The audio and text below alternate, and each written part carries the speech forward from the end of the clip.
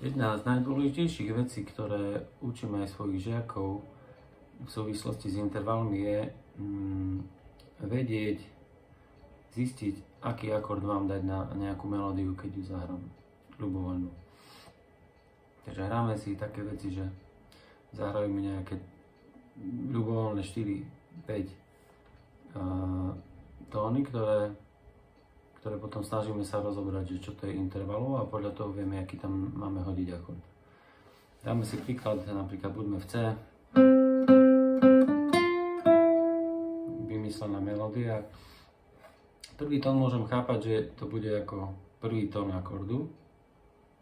Čiže hral som C, tak nejaký C-kový akord by tam bol. A skúsime aj tie ostatné tóny zadeliť, že čo to je intervalovo vo vzťahu k C. Čiže hral som 1, 1, 2, 1, 4, 3 intervalové čísla, alebo hej, čistá príma, veľká sekunda, čistá príma, čistá kvarta, veľká tercia. No tým, že som tam dal terciu dúrovú, tak tak viem, že tam mám zahrať dúrový akord.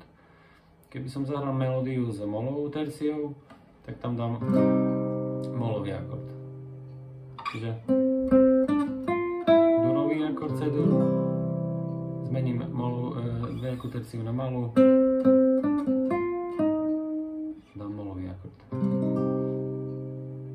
To je úplne jedno, v ktorej som tónine. Bude to sedieť, stále ten prvý tón bude tón akordu a tercia nám povie, či je to dúrový akord, na to mám hrať, alebo molový. Keby tam tercia nebola, dajme si príklad, tak terciu som tam nehral, teraz som hral 1, 1, 2, 1, 5, 4, 2, pa, ti, da, di, ta, ta, ta, ti, da, di, ta.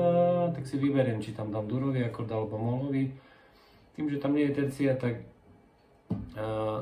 tá tercia by mi udávala presne, ktorý akord musím dať, ktorý či molový alebo dúrový, ale tým, že tam nie je, tak môžem tam zahrať aj dúrový akord, aj molový by sa tam